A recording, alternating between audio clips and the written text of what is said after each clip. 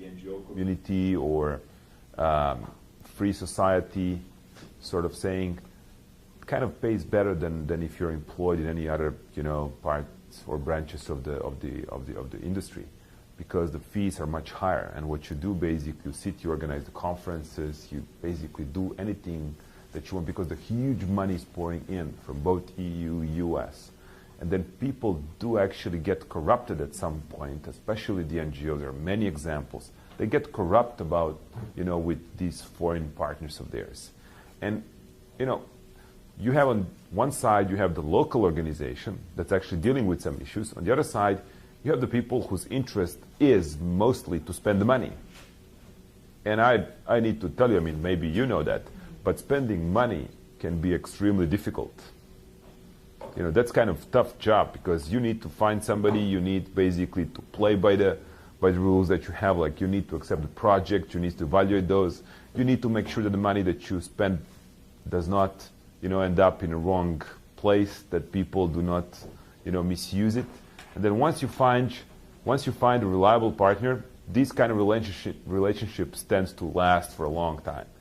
And, I've been spending lots of time within some places where we used to deal with the activists, and I had a clear evidences that these organizations have been actually working in favor of the governments, or of the dictatorships.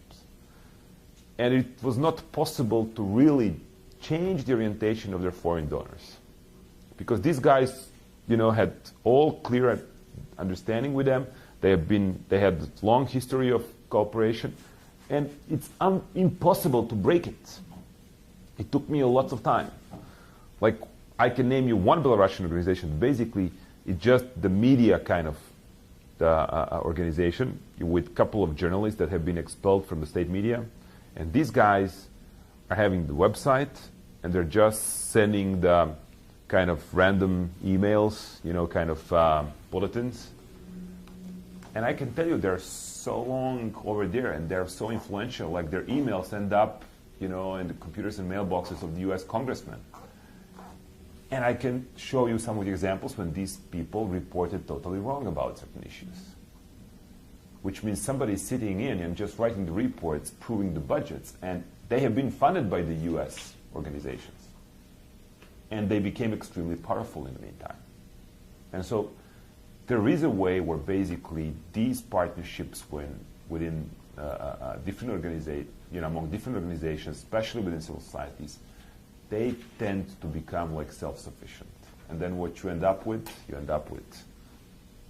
go in a region which is like some remote village, and everything's collapsing, and there is no economy at all, and you just go in a building, and you see the most sophisticated offices ever.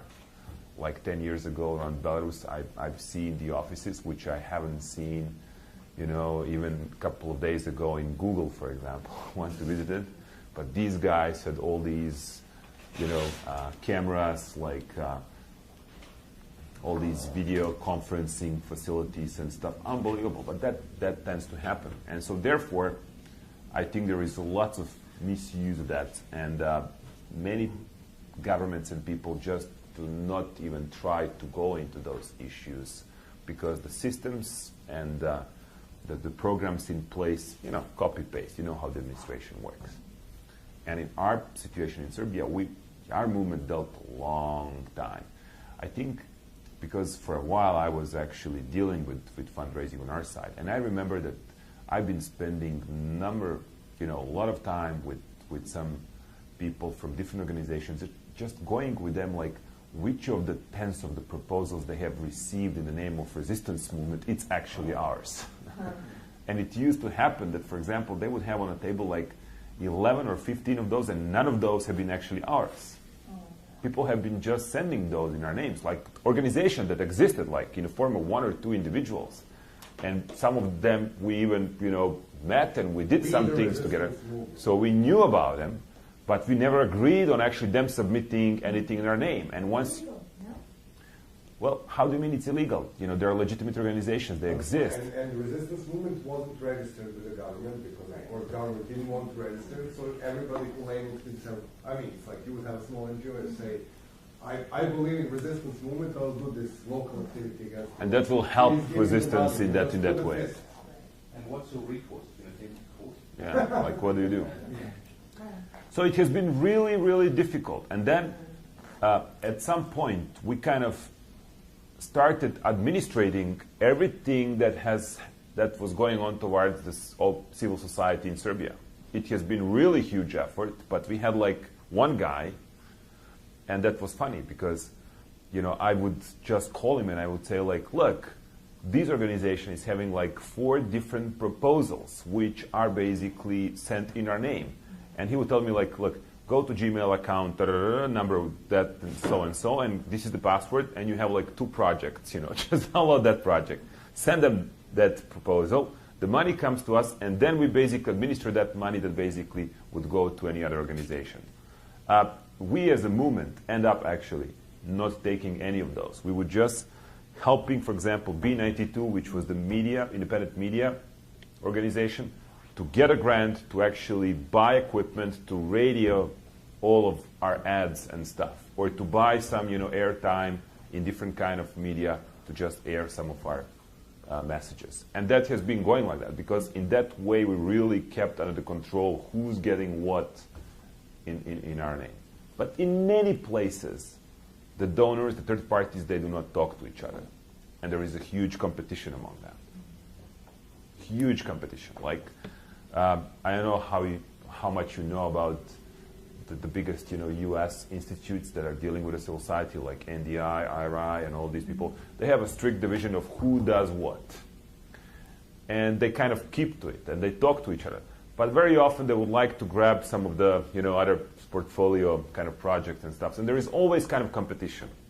And in that sense, in many places, they do not cooperate in a way they should. And that can cause lots of issues. And I explained the situations once somebody actually starts thinking that the civil society, which is not legitimate in political terms, can actually take the role of the political party. That is the big misconception, and it happened more than once. So, in terms of something that we actually used to say all the time, and when people, mostly the journalists and like left, you know, some of the leftists ask us, like, look, you Serbs, you know, whom do you work for? You know, who pays you? The whole point is like, what we can basically do, we can teach you guys how to organize. We can teach you on how to select the symbols. We can teach you on how to, you know, refine your strategies. But there is no way I can bring like 2 million Serbs to demonstrate downtown Manhattan and basically, you know, do what you need to do. I mean, on what you need to do, you need to motivate your own supporters. You need to deal with your local fears and enthusiasm. And that's basically, that makes it kind of clear of what happens. But lots of misconceptions are there about like foreigners leading it. And I believe that even today, if you speak to the Serbian, you know, public, lots of people are going to be telling you that still, and they still believe that our organization had some secret camp, some secret headquarters outside of Serbia, that somebody was really navigating us from day to day about what we need to do, which kind of outprints we're going to have like tomorrow, the day after tomorrow, and so on. And I think at some point I even had the difficulties with my father explaining, like, look, there is no such a thing. Domestic brain. By the way, you know, I haven't told you, my grandfather was a big anti-communist. My grandfather. So when my father grew up, he graduated from the law school, and in order to get a job, he needed to join the Communist Party. So he was actually one of the Tito's first associates for a couple of years. So my grandfather kicked him out of the house. He kind of felt, you know, that he betrayed everything that he believed in. And my grandfather was one of these people that kind of played the songs against Tito. And, you know, he was like very local, but very, very kind of, you know, naturally intelligent. And so I remember that everybody were kind of, you know, when you're living and being expelled, then of course when I started doing what I was doing, it was kind of an issue. It was like, so who's doing what? Anyway, but that's really what I believe is the main issue. Like, you can get advices, you can get all sorts of know-how, so, you know, any kind of help, but there is nothing that can actually supplement the local issues. And speaking of the pillars, speaking of the dilemma actions, like for you guys over here locally, you came up easily with so many ideas about dilemma actions, which are, widely accepted opinions and understandings. And for me, that could have been, very, very difficult to reach. And basically, I think that all successful strategies, in terms of like setting up the long-term strategy, like grand strategy, setting up the symbols, that's something that has to be connected with the local issues, local cultural mentality, local tradition, history. That's something that needs to come from those kind of wrinkles. Da. So always it's the same issue. Keep in one thing. The third parties, especially the governments, they have interests. They have no friends. And that was kind of the idea that led us once we started our own movement. And we always focused on those. And we always used to say, like, each of these guys, they have different interests. Because it was not really close to our minds that we could be any friends, because we have been bombed by these people just, a couple of months ago or years ago. And it could have been easily that we would be, in different sides, in trenches, shooting at each other. So the interests are basically something that you always need to keep in mind. And that's pretty much it about the third parties. I think the organization needs to be grown up in a way that has its own idea what kind of relationships it wants to have and establish. Now again, this is what I mentioned just a couple of slides ago. The best advices we could do on this is get a clear idea about what's the interest of your partner, of the third party you deal with. Have a plan about it. And just make sure that whatever happens, you will be able to show that your partner actually has contributed to your cause in a way that's legitimate and transparent. And that's very important. During this week, we had in November, we were here with a guy called Carl Ross, and he organized a conference on bringing veterans and people from different countries. And we were discussing also another point of view, which is outsiders also don't understand this problem. So it's like we were sitting with Google people a few days ago, and they said, we want to bring actors from various countries to put in touch with our engineers, because we need to know what these people need. This is not, okay, I need a safe communication platform. So with how many people you communicate within the country, outside of the country. I mean, what do you need in the technical needs? And we were discussing these things, and Slobo says, it's like the most stupid thing, and this is, the poor Belarusian opposition, they have such a powerful example of how not to do things. It's like, there's a delegation of Belarusian opposition 2 or 3 years ago running around Europe, meeting the different governments in front of the cameras, calling up the international community to impose sanctions. This is absolutely the last thing you want to do if you're a politician. Absolutely the last thing. And we were talking about what else can be done. And if you are into it, you can go and just Google Carl Ross,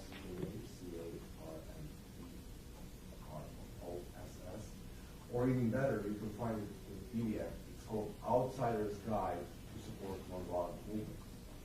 And this is a list of 152 different ideas, what outsiders can do to support nonviolent movement, aside of the coordinated international and just impose the sanctions. So there are several things you can do, from teaching really people how to fight, which is basically what we do, to enabling them different tools and stuff like that. And it's like there are situations in which party job can be very useful. There are situations in which, as Slobo says, can be counterproductive. But what you need to have in mind is that this is your struggle. And yes, you communicate with the international community, and yes, you want them to support your struggle in different ways. But this is not the place where the struggle will be won your neighborhood where the struggle will take place. Now, the special kind of third parties, the special and different animal are media. And I think that's extremely difficult. And that's kind of very important part of every strategy, every organization. We used to have the guy who has been dealing with the journalists, like foreign journalists, domestic journalists. Domestic media have been under the control of the government censorship, but pretty much the internationals. And the system would work, kind of very easily. Like he would get in touch with them, like give them some sort of idea of what we are trying to do. And then he became like really personally friend with them. At some point he knew about all of their, husbands, wives, children's birthdays. He would just address those issues. At some stage we're actually able to just write a statement, just send it to that particular journalist, and they would just print it up or just make it published as it was received. And I think that was a huge, huge possibility for us to address the issues that we thought are important. And imagine if you, among any other stakeholder, political stakeholder in a country, can have access to like international media, like, I don't know, Washington Post, like Figaro, Le Monde, any kind of big, TV stations or so. That's a huge advantage. And that happens only by establishing the personal relationships. Journalists are all people. They kind of really deal with the people they trust. They need to be confident that something that you tell them is going to be the truth, validated, that you're going to go and play dirty with them. And that's the credibility issue. And I think that's extremely important. And so therefore, there is no other pattern. I've been to many kind of trainings about how to address the media. Not me only, we did lots of these things, like trainings and stuff, but I've never actually found anything more useful but establishing the world personal contacts. And I think that's it. My personal experience is that I've never lied to any of my friends who have been journalists. I was always very, very honest about the perception that I had about different issues, about the things that might happen. And I think that's the key issue over there. With media, you have to be honest. You can't actually play or try to manipulate. Yes, with wider audiences, through your actions, but never through anybody else as a source of the message. So you don't put your messenger in a difficult position. That's very, very important. Okay, any questions about third parties? I have a question about Yeah. Belarus. Yeah, go ahead. You said they were running around for asking for sanctions. That wasn't a good thing. Yes. Is that just because of the nature of their struggle? Because, of course, I'm contextualizing this where people like Tampa were running around the world saying you need to impose sanctions on South Africa. It was very, very effective and very necessary. Well, it's a completely different story in the way that we were talking about the very small minority of people in South Africa versus the majority on the issue of race. And then, yes, you can say that Lukashenko ran the fraudulent election, but to put the Belarus under economic sanctions because of it is a very bad idea, because what is going to happen is that you will hurt the very people you want to mobilize, because they don't live in Belarus. So it's like, if they would run around and say, okay, it's like, let's take in Egypt, for example, we have this Hosni Mubarak and his lovely sons, and they have about $237 million in their private account. Please find this account and freeze that. That's one side of the story. But if it's running around, so put Egypt under sanctions because the Mubarak is such a scumbag, then it wouldn't work, because that means the tourists won't go there and people will lose their revenue. The real people on the ground who may not love Mubarak will be, the final victims of this politics. So I mean, it's like, first of all, as Paul said, you need to know what you want these people to do. It's like when you go out and talk about sanctions, this is one thing, but what sanctions? And it's like, what? And are the sanctions the tool for international community to help the situation like Belarus? It's like you say, okay, you may want to threaten Lukashenko if he doesn't allow the foreign monitor for guys stealing our elections. You want to help us develop independent media, because the government involved in this. I mean, it makes all the sense asking the international community for help, but it needs to be very strategically planned what the hell you're asking for. Because, you know, it's like the Syrians, they ended up asking for foreign military intervention, which is absolutely the last thing on the planet they need. And by the way, it didn't brought one single democracy in the world. But they ended up, because it's like there's all this wrongful message. I keep playing with this idea, okay, Tunisia started non-violently, and the regime was stupid to mess with it and lost the game. And then Egyptians took it from there and say, oh, the Tunisians done it, let's go and square. Mubarak was out. And then the Bahrainis took it from there, and they went to the street, and then the Bahraini government invited Saudis to protect their power. And then the Saudis came in, and America closed the cameras because it's a 6-week place.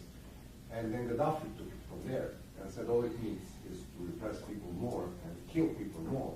And then there was a civil war in Libya. And then Gaddafi lost the civil war in Libya, he was slaughtered and raped in front of the cameras, and then the Syrians took it from there. So it's like, the real problem is when you look at this timeline, this is really terrifying. And I mean, yes, people can learn, but people can also learn wrong lessons. I mean, this is not only by learning the good lessons, so this is... You know, you don't wanna step up in front of anybody and say and claim that part of your strategy has been to actually impose anything against your own country, against your own people. You want to focus, and you want to focus on certain individuals. That's it. You want to investigate what's actually something that's going to hit like individuals, but to just put the sanctions and impose over the whole country. Look at Cuba. It is a big issue of who's going to be suffering.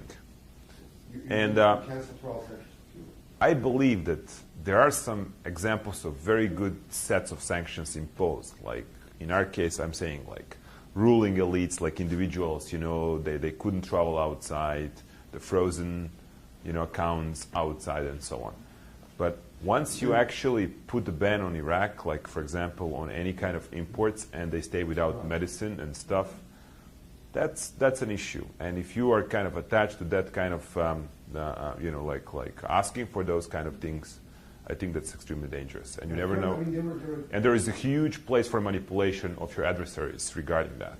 And Serbia was such a powerful example for Yugoslavia of in vivo lab, where they first tried this and then it didn't work, and then they tried that. The real problem with sanctions is that it's very easy to impose them for the government. So it's the easiest thing they can do to show to their domestic population that they're doing something. Yeah. But and to then leave them. It doesn't work, but they don't live them because they already made this problematic political decision. And as Slova says, they imposed sanctions on 50 or 60 people running Russia, but that was imposed in 1996 or 1997. But first in 1992, they imposed the travel ban on everybody. So it was like putting 6 million people in a quarantine. This was expecting that they will mutiny against the government. This is ridiculous. Because it was not the government banning us from travel, it was the European Union. So I mean, it's like, we were not stupid, we knew what it means, and it wasn't helping. I mean, and on a separate way, you had 1997 victory of the opposition, opposition took power in 32 different sanctions. The whole country was under petrol embargo, and then there was this EU project called Oil for Democracy, which is like bringing the oil to the mayors in these local towns, which has the free TV stations and stuff like that. So that makes a little bit of sense. But this means you need to craft. I mean, even if you're dealing with sanctions and the two itemized sanctions. There is one good example, like in our case. So I gave you the electoral math on our side, right, and probably what was going on in all of our elections before. But guess what? In Kosovo, we had about 1 point some million Albanians who, if ever voted with us, with us, speaking of the Serbian oppositional political parties, in any elections before, they would get Milosevic out of the power like 5 or 6 years before it actually happened. And they always boycotted elections. They never wanted to vote. And we were not able to persuade them that they should join us and just get out and vote, and that's it. And for example, we were not able to persuade the international community to help us in putting the pressure on Albanian community to just step up with us to kind of unify and to try to do that. And that was kind of impossible. But to impose the sanctions on us, it was very easy to do. So third parties and interests, it's dealing with sanctions, that's a very touchy area, which I think you want to be kind of very, very careful about. Any other question? Okay, so the plan format. This is the final presentation you're going to get from us. And the plan format is kind of the tool that help us organize all sorts of actions, but even more important, the campaigns. Okay, so speaking of strategy, we spoke about the strategy, right? Let's make it clear. The strategy is totality of all means, actions, and everything that we do in order to reach our goal. You could identify something as a grand strategy. The grand strategy would be very long-term goal and aim. For example, on our side, we had a strategy to basically bring the change through the nonviolent and peaceful way by actually inviting people and mobilizing them for the elections to vote. The grand strategy of our movement used to be the new set of values for our society, because the major problem in our society has been that we have been raised in a communism that kind of pretty much, even though I have to, and I said a few times, Serbia was kind of different from the other communist countries, but lots of values have been actually lost. Like in the essence, in the 90s, it didn't matter really whether you graduated or didn't graduate. Everybody were kind of unemployed. It was really more importantly, if you have money, and to make the money under the sanctions would be only from smuggling oil and similar things. So it was really about reestablishing the values within society. So that was our grand strategy. The strategy was in a short term, like, okay, let's get to the election. Let's prepare ourselves. Let's get first-time voters to the polls, and let's change the whole thing. Now, the tactics are actions, or it could be sets of actions. But the tactics, you can equalize with the actions that you basically do. And your tactics should be all about relevant issues, about the issues over which you can claim the victory. And by the way, you want to claim that victory, and you want to just finish with it. Ideally, you never get back to the same issue. We call the aftermath of it post-production. You need to pick up those actions, preferably dilemma actions, that you can later on use as the examples, that you can, use all sorts of things in some sort of production, and you're going to build your PR around successful battles that you have picked up and won. And then you enter into the campaigns, right? And the movements, that's the saying that most relevantly explains it, are alive if they're always active, like the sharks, right? They always do something. And if they're not campaigning, then they're doing something that you do not control. That's kind of dangerous. So the campaigns would be like chains of different activities, different actions, different tactics that you kind of chain in a way that's going to get you towards your strategic goal. And that's pretty much that I believe every movement should do, and supposedly does. So the plan format is a tool that kind of gives you, answers on all sorts of questions that you probably question yourself before setting up any campaign, which is like, what's the estimate, what's strategic estimate of the situation, what's the strategic estimate of our opponent, of ourselves. Remember, we spoke about the pillars, like where are pillars, what happened with them throughout the recent time, like where do we want them to be, and then it's going to answer like, what needs to be done? What do you need to do in order to get certain pillars into certain positions? And then the next reasonable question is, okay, like how am I going to achieve that? the question after that is like, with what kind of resources? Once you allocate resources, like who is gonna efficiently execute? I believe that successful strategists, the people who are really good about envisioning the strategy of their movements, are kind of thinking in a reversed way. Like, I want to be there, and then let's go from backwards, to our present time onto what needs to be done. And that's the sets and the kind of, if you put these questions in this order, like, what's my situation right now? What do I have? Make the paragraph analysis. Where do I want to be? And then, like, how do I do it? What kind of actions, tactics I need to take? With whom? Which resources? And then delegate. And that's backward planning.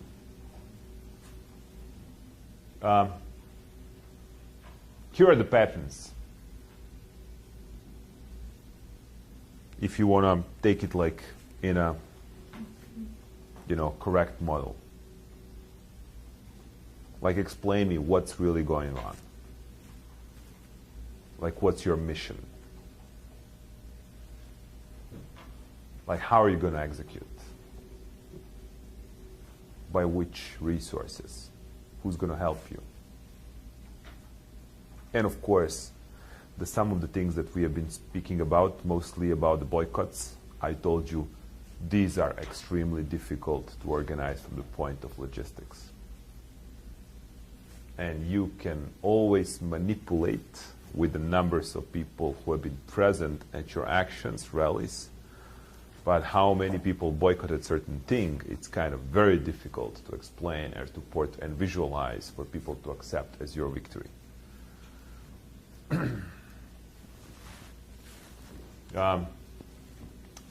Most of the campaigns, and I think the kind of the most difficult issues to deal with are the environments when you have mutual and multi-partners, partnerships, and we spoke about the horizontal negotiations. You need to put your organization, in a position to be able to open up the coalitional spectrum. Now, that's important thing.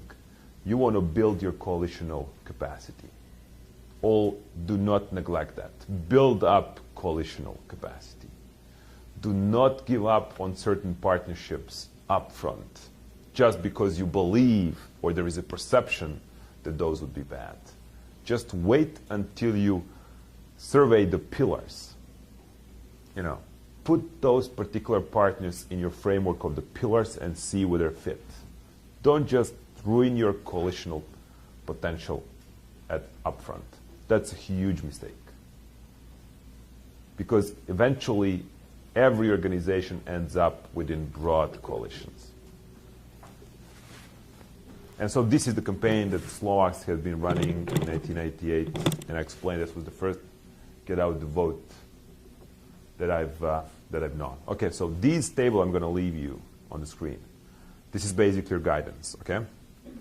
So I just want you, by using this table, by using this system of reverse planning, to come up with your campaign over the issue that you pick or picked up. Now, you can just do it over the issue that you picked up for your dilemma actions, but now I want you for that to be broadened. I want you to analyze the existing situation. Like, where are the pillars that you think are relevant for the issues? I want you to tell me where you want to be with those, what you want to achieve, and I want to see the campaign and following logistics and delegation within that, okay? You want to write that out onto them? Yeah. Or put it on? Do it. You can do the slide. You can just make the table like this. You can just explain to me. It's up to you. I'm not over here to judge your presentation skills, but just to, this is basically, the summary of everything we have done. And here I'm going to see, and basically what I just sent you for the paper, it's kind of this.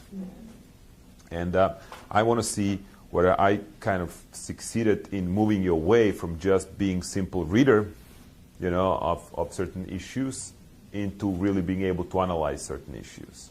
And I believe we have given you, as time allowed us, as tools as we had actually, to explain about what's really needed. So you have all the tools that you need in order to be able to analyze any situation, and then just build around those. Okay?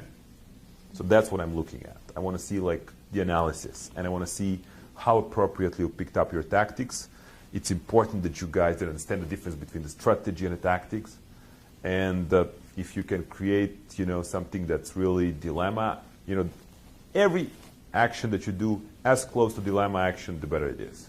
The more safe for your activists, the more safe for you, and actually it gives you more ability to proclaim the victory. Because that's why dilemma action, it's substantial.